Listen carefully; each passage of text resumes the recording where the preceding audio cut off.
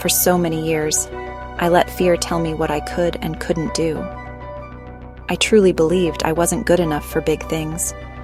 People had told me I was nothing special, and I listened to those voices. This one particular limiting belief, that I wasn't smart enough to teach God's word, held me back for a long time. It felt like a huge mountain I could never climb. I would try to step out, but then that old nagging voice would whisper, "Who do you think you are?" It was a constant struggle, a heavy weight on my heart, making me feel small and incapable of doing what God was calling me to do. I remember praying about it, day after day. I'd cry out to God, asking Him why I felt so stuck. The truth is, I was listening more to my doubts than to Him. My past experiences and the negative words spoken over me had become my truth. It's easy to let that happen, isn't it? We hear something negative enough times, and we start to believe it deep down in our soul. This belief kept me in a prison of my own making, limiting what I thought God could do through me. I wanted to be free, but I didn't know how to break these chains of doubt that held me so tightly. Then, one day during my quiet time with God, I felt Him speak so clearly to my heart. It wasn't an audible voice, but a deep knowing. He reminded me that His power is made perfect in our weakness. He showed me that He doesn't call the qualified. He qualifies the called. That was a turning point for me. It was like a light bulb finally switched on in my mind. I realized I had been focusing on my own abilities, or lack thereof, instead of focusing on God's amazing, unlimited ability.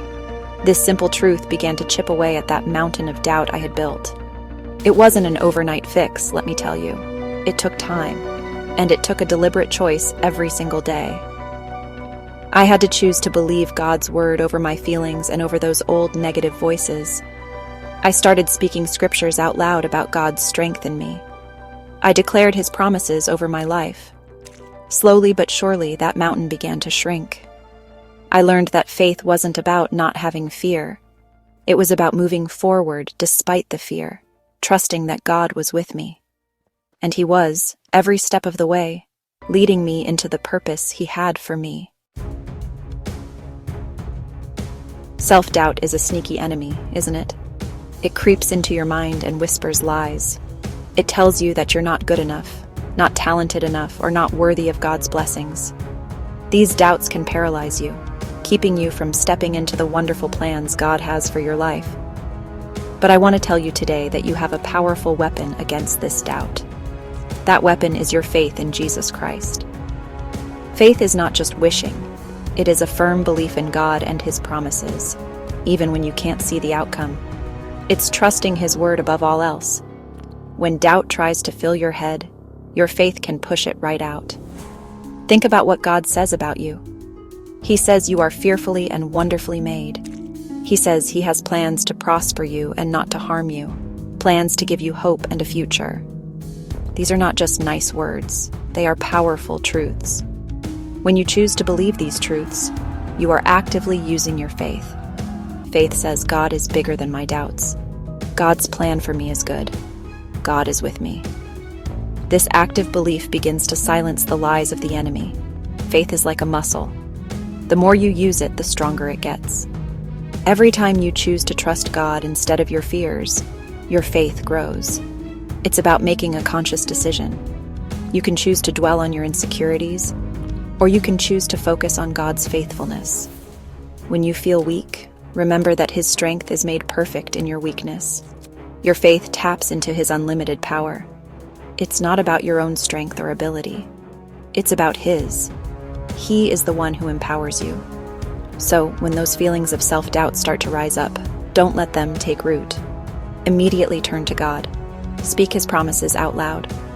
Remind yourself of all the times He has been faithful in the past. This isn't about pretending you don't have struggles. It's about knowing who to turn to when you do. Your faith is your direct line to God's power, and that power is more than enough to overcome any doubt that tries to hold you back. Trust Him. Lean on Him. Let your faith be your victory. The Bible tells us that we need to be transformed by the renewing of our minds. This is so important, ladies.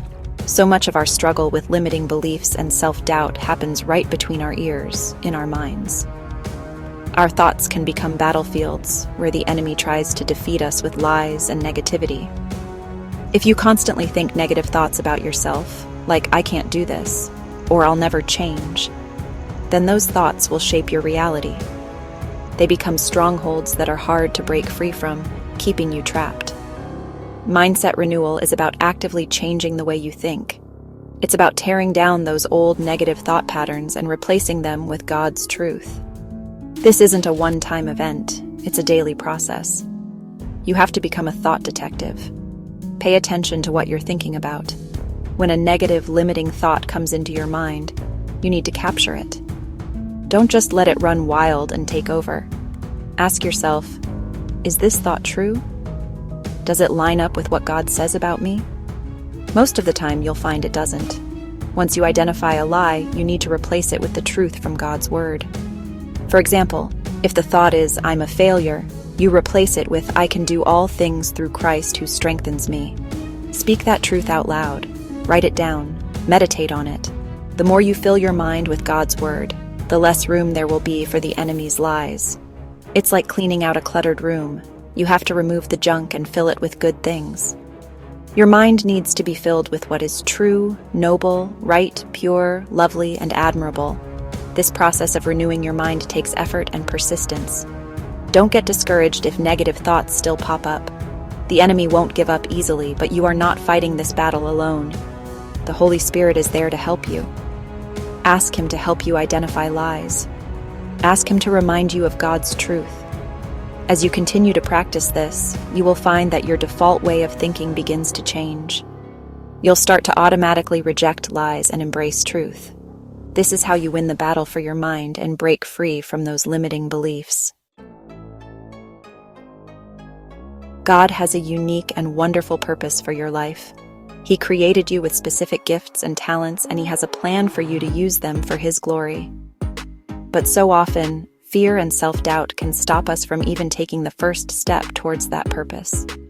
We worry about failing, about what others will think, or about not being good enough.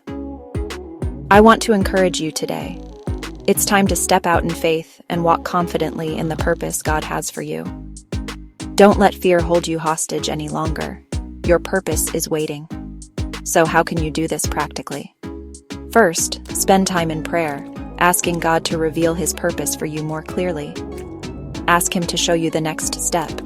Then, immerse yourself in His Word. The Bible is full of promises and encouragement that will build your faith and give you courage. Another powerful tip is to speak God's truth over your life daily. Create affirmations based on Scripture, like "I am chosen by God," or "God has equipped me for every good work." Say them out loud with conviction. Surround yourself with supportive, faith-filled people who will encourage you. Remember, walking in your God-given purpose isn't about being perfect. You will face challenges. You might make mistakes. That's okay. God's grace is sufficient for you. The key is to not give up. When you stumble, get back up, learn from it, and keep moving forward with God. He doesn't expect you to have all the answers or to do everything in your own strength. He wants you to rely on Him. Your journey of purpose is a partnership with Him. He will guide you, strengthen you, and open doors for you. Today is the day to decide. Will you continue to let limiting beliefs and self-doubt keep you small? Or will you choose to believe what God says about you and step boldly into His plan? He has so much more for you than you can imagine. Don't let fear rob you of the joy and fulfillment that comes from living out your God-given purpose. Take that first step, even if it feels scary. Trust that God is with you, cheering you on. You are His beloved daughter, and He wants you to shine brightly for Him. Go for it.